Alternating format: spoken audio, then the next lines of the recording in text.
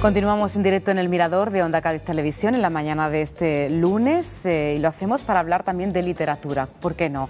Porque se siguen presentando libros, obras, se siguen dando a conocer diferentes autores aquí en Cádiz, en la capital, y precisamente esta semana se va a presentar una obra muy interesante, una novela que tiene mucho que decir, sobre todo a las mujeres, para que conozcan un poco más, para que conozcamos un poco más de todo lo que nos ha ido pasando a lo largo de la historia. En esta ocasión, el título, fíjense, El dossier de las mujeres sin rostro, una novela que cuenta la vida de mujeres que han padecido los conflictos bélicos, que no es poco, ¿eh? Y tengo aquí a su autor, que ha venido desde Madrid a pasar aquí unos días, aprovechando esa presentación del libro, que se marcha dentro de poco para Valencia y para recorrer otros muchos lugares de la geografía española para seguir presentando este libro, pero tenemos el honor de que está aquí con nosotros en Cádiz hoy. Muchas gracias por venir, Ángela Rivas. Muchísimas gracias por invitarme. Y bueno, una obra no es la primera de este autor, que estudió sociología, que es informático, que se ha dedicado a la docencia, pero que ahora, con la misma pasión que lo ha hecho, es su trabajo, se ha dedicado también a la literatura, y ahora más, que tiene más tiempo libre, ¿verdad? Por supuesto, es importante tener tiempo libre, porque escribir lleva muchísimo tiempo, sobre todo documentarte para lo que vas a escribir, porque escribir tonterías es sencillo, pero escribir cosas que tengan cierto interés y cierta verosimilitud no es tan fácil. Bueno, esta obra, como nace, no es la primera, como digo, de Ángela Rivas, pero tiene un fondo muy importante. Sí, esta obra nace por encargo erróneo. Es decir, esta obra es la consecuencia equivocada de una equivocación, digamos la consecuencia feliz de esa equivocación. Y digo que fue por encargo porque la editorial me dijo que escribiera algo sobre la supuesta huida de Adolfo Hitler del búnker. Y estuve documentando, como te decía, es importante documentarse, y la documentación me llevó a la conclusión de que las 28 novelas que descubrí que ya hablaban de la huida de Hitler del búnker, todas se plagiaban entre sí, todas contaban más o menos lo mismo y todas se copiaban descaradamente los argumentos. Eso sí, establecían alguna variedad para justificar que era una obra diferente. Llegué a la conclusión de que no podían ser más que de una manera, si es que se escapó, y así que concluí que ninguna era cierta. Todas las maneras que decían que Hitler había escapado del búnker tenían que ser mentiras necesariamente. Y decidí que, como ya tenía un personaje creado, Judith, la figura femenina y protagonista absoluta de esta historia, y que ese personaje tenía mucha fuerza, según estuve trabajando sobre él, pues entonces decidí que no iba a hablar sobre Hitler, aunque sí de pasada. Bueno, el contexto es ese. El contexto, sí, para justificar esto. Y mi heroína, Judith, trabaja para la oficina del implacable cazanazis Simón Wiesenthal. Ella es analista de información, ella no es agente de campo, pero se enamora de un agente de campo, Alco, que tiene una característica increíble, y es que tiene una memoria fotográfica prodigiosa y una capacidad para el dibujo que ríete tú de Picasso. Entonces esta persona no necesita hacer fotografías a los sospechosos ni exponerse. Ahora, antes no era tan sencillo como ahora hacer una cámara con teleobjetivo, ¿verdad? Y hacer una foto. Entonces simplemente cruzándose con el sospechoso, ya se quedaba con su cara, y me queda con tu carita, lo dibujaba, lo enseñaba, pues si es, no es, y ya la maquinaria se ponía en marcha. Así detuvieron, por ejemplo, a Adolf Eichmann, y así detuvieron a otros 1101 jerarcas nazis. Estamos hablando de una historia real, por Una historia real, sí, toda esta historia, todo esto es cierto.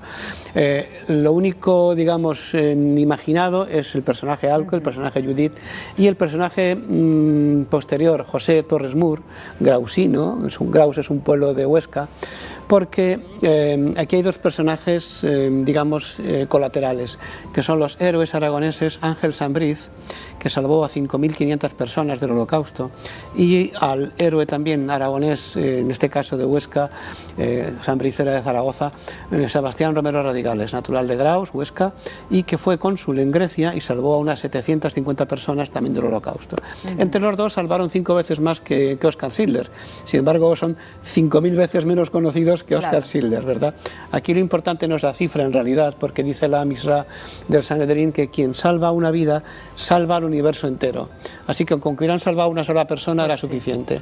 Pero José quiere escribir sobre Torres Moore quiere escribir sobre Romero Radigales, su héroe local, y Judith está en Zaragoza porque quiere honrar a Sambrid porque salvó a su madre, una niña judía, y esto es cierto. Yo conocí a una niña judía salvada cuando tenía meses por Ángel Sambrid en Budapest, y esta niña bien podía ser la madre de Judith. Me dijo, yo podía ser perfectamente la madre de Judith, de hecho tengo una hija, lo que pasa es que ha ido de otra más, pero podía ser perfectamente la madre de Judith. Y Judith llega a Zaragoza a honrar una estatua que hay muy sencilla de Ángel Sambrid en la plaza también de su propio nombre. Allí conoce a José porque está dejando flores. José se pregunta, ¿por qué dejas flores aquí?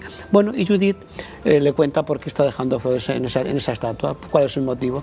Entonces ambos tienen una idea común, escribir un libro. Ella quiere escribir un libro sobre los datos que ha ido cogiendo en la Segunda Guerra Mundial, que su famoso jefe no veía importantes, no que no fueran importantes, no los veía prioritarios, que no es lo mismo. Las cosas pueden ser importantes, pero las prioridades son las que ponen el orden.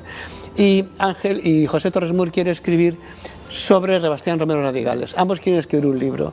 Y el libro que escribirán, El destino tiene planes diferentes, que en la medida que coinciden con los nuestros nos hace más felices, pero si no coinciden... Nos hacen desgraciados muchas veces, o al menos así lo entendemos nosotros. Ahí lo entendemos todos, efectivamente. Entonces estos planes del destino son diferentes a los que ellos tienen, lo cual pues va a trastocar un poquito, va a revolver un poquito al lector. Se van a producir una serie de hechos, una serie de desenlaces, una serie de sorpresas que el lector lo tienen agarrado a la silla. Hay gente que me ha confesado que no ha podido dejar de leerlo una vez que llegó a cierto punto porque quería saber más, y cuando termina la historia, José Torres Moore, haciendo un alarde similar al de sus héroes aragoneses, es decir, haciendo aquello que cree que es su obligación y no lo que sería cómodo para él, en lugar de escribir lo que quería escribir, acaba escribiendo el dossier de las mujeres sin rostro. Este es digamos, el argumento que se puede contar. Otras cosas. El resto tienen que leerlo, por supuesto. Lo que sí es cierto es que el dossier de las mujeres sin rostro es una novela repleta de esto, de imágenes, de historias reales, y sobre todo quiere poner sobre la mesa lo que han sufrido las mujeres en la guerra, que no se conoce. Sí. Efectivamente. Son detalles que no se conocen. En la Segunda Guerra Mundial, y esto viene a cuento de tantos monumentos que hay en el mundo, el memorial de Raúl Wallenberg, los memoriales de, la verdad es que Ángel Sambrid tiene una estatua muy sencilla, muy humilde en Zaragoza, pero poco más, una placa en una plaza, en Madrid le han puesto una placa en la calle en la casa donde vivió y cosas de estas, pero no tiene más que unas calles, una avenida. En Budapest han hecho avenida Sambrid, han puesto un mural en una fachada de una pared con la cara de Sambrid, pero no tiene los faustos que tienen otros, por ejemplo Oscar Schindler, ¿no?, que tiene una serie de reconocimientos importantísimos. Y sin embargo no hay ningún monumento al sufrimiento de las mujeres en los conflictos bélicos. Durante la Segunda Guerra Mundial solo hay una estatua que representa a una mujer que está en Berlín, que está en el edificio de la Guardia en Berlín, y que representa a una mujer con su hijo, con su soldado fallecido. Se llama la madre del soldado muerto. Pero es un monumento a la madre de los soldados, no es un monumento al sufrimiento de las mujeres propio, es decir...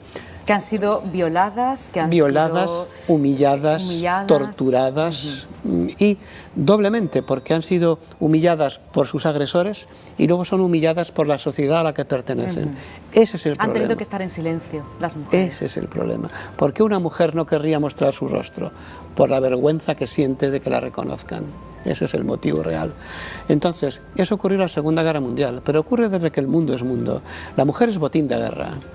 La mujer sufrió en la Segunda Guerra Mundial y en todas las guerras 2 holocaustos. La mujer judía, por el hecho de ser judía, ya era rea de holocausto, pero por el hecho de ser mujer era botín de guerra. Daba igual que entrasen las tropas A, las tropas B, las tropas C, las tropas D.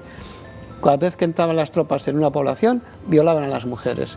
Y eso es algo que en tiempos de Julio César estaba regulado por ley, se castigaba por ley. Otra cosa es que las leyes se cumplieran, pero estaba castigado por ley.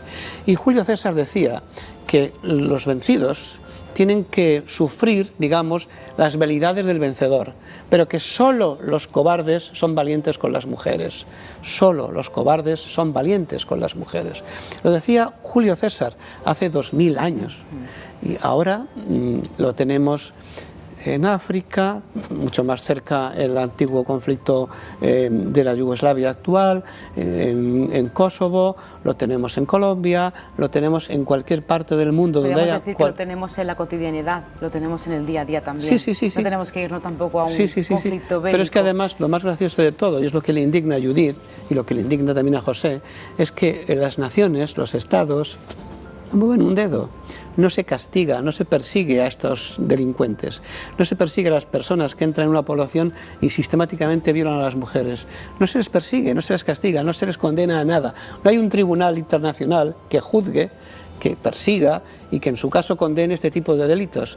No se considera un delito, se considera eso tan bonito que se ha dado en llamar daño colateral. Es como algo así como, ¿a qué se le va a hacer? La guerra es la guerra, hijos míos. Mire usted, ¿no? Lo que llamamos no decir las cosas por su nombre. Eso es, estos eufemismos modernos que empezamos ahora, que se han disfrazado bajo el eufemismo de políticamente correcto, que no deja de ser más que una cobardía directa. Vamos, decir las cosas por su nombre es mucho más importante que ser políticamente correcto. Pero, ¿verdad? Daños colaterales. A lo largo del estudio para hacer esta obra es interesante saber que aún queda gente viva que, por ejemplo, puede contar todavía cosas de la Segunda Guerra Mundial. Claro. Y eso es muy interesante, porque son testimonios Aquí de primera hay mano. Una anécdota interesantísima, y es que uno de los escritores que dicen que Hitler escapó, lo sitúa en Barcelona y graciosamente presenta una carta de embarque firmada, sellada, con muchos sellos del Reich, no sé qué, firmada por Müller, el gran jefe de la Gestapo y el gran general, digamos, de la policía secreta de Hitler. Y en ese documento dice, en este vuelo de Austria a Barcelona viajaron Adolfo Hitler, Eva Braun, pone a Joseph Goebbels y esposa y sus 6 hijos, Martin Bormann, una serie de personajes, ¿no? Incluso la cocinera de Adolfo Hitler también escapó con él, y dice 2 o 3 personas de escolta y da una lista de embarque y ya está. ¿Tú no has perdido nunca un avión? Pues sí. ¿Verdad? Sí. Y además estás en la lista de embarque. Claro que aunque sí. esa lista de embarque fuera cierta... Solo una vez, pero me ha pasado. Pero aunque esa lista de embarque fuera cierta, que no lo es y ahora diré por qué, estar en la lista de embarque no garantiza que hayas cogido el avión, ¿verdad? Sí, claro. Garantiza que estás en la lista de embarque, pero nada más.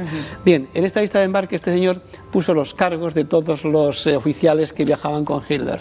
Y ponía S, la sinuosa S helvética, S, Ostandenführer, fulanito de tal. Y un historiador inglés le hizo notar que en el Tercer Reich la S se escribía rúnica, una S con un rayo, las famosas S que llevaba la SS en la solapa, no una S sinuosa. Le hizo notar que eso era falso, que era imposible que hubiera salido de las máquinas de escribir de la Gestapo.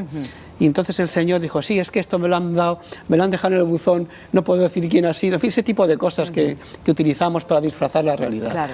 Y entonces al mes, curiosamente, alguien le había vuelto a dejar en el buzón una lista igual, exactamente igual, pero ya con la S rúnica.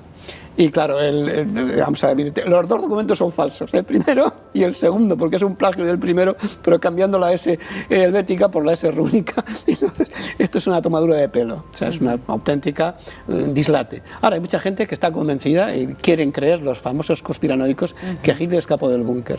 Quien no escapó fue Bormann, que lo situaban en Argentina, y en el año... terminando el siglo, descubrieron casualmente, haciendo una ampliación de unas obras en Berlín, unos esqueletos junto a una avenida. Los exhumaron, comprobaron que uno era más alto y otro más pequeño, comprobaron relatos de la gente que había visto cómo escapaban algunos generales del búnker, y llegaron a la conclusión de que era el general Bormann el que estaba allí. La familia se sometió a las pruebas de ADN, le hicieron ADN al esqueleto, bingo, era el Bormann. Claro. Pues no pudo escapar a Argentina, como otros muchos han vendido.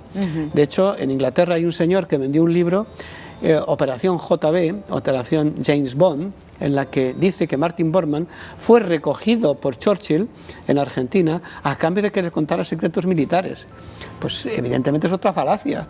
Y el tío lo documenta. Lo gracioso es que vamos, estos documentos que me han dejado en el buzón, ¿verdad? Estos sí, me los han dejado a mí porque saben que yo iba a hacer un buen uso de ellos. No se sabe la fuente cuál es.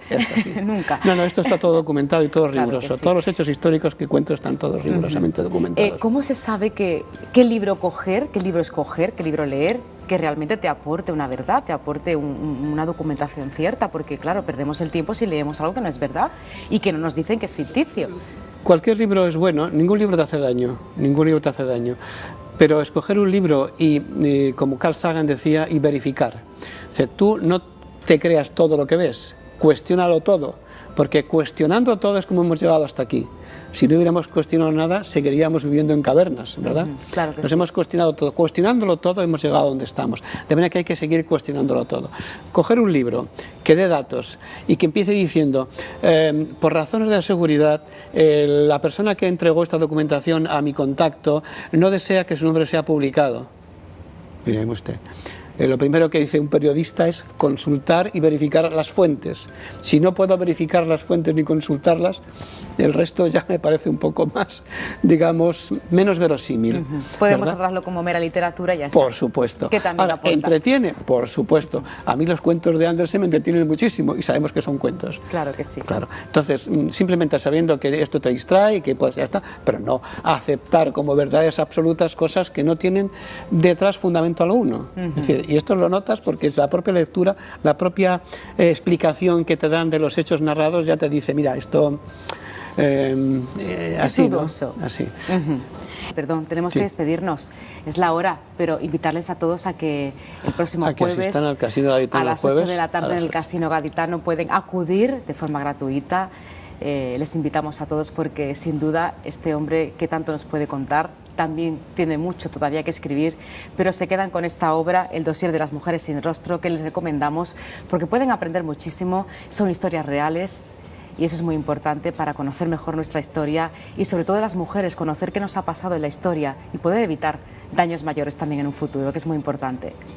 Muchísimas gracias, Ángel, y bueno, que disfrute de Cádiz los días que le quedan aquí. Cádiz es el paraíso, es muy difícil no disfrutar de Cádiz. Claro que sí, con el buen tiempo. Y sobre todo con buen tiempo. Hasta otra ocasión. Muchísimas bueno, gracias. pues hacemos una pequeña pausa, volvemos con más asuntos aquí en El Mirador, no se vayan.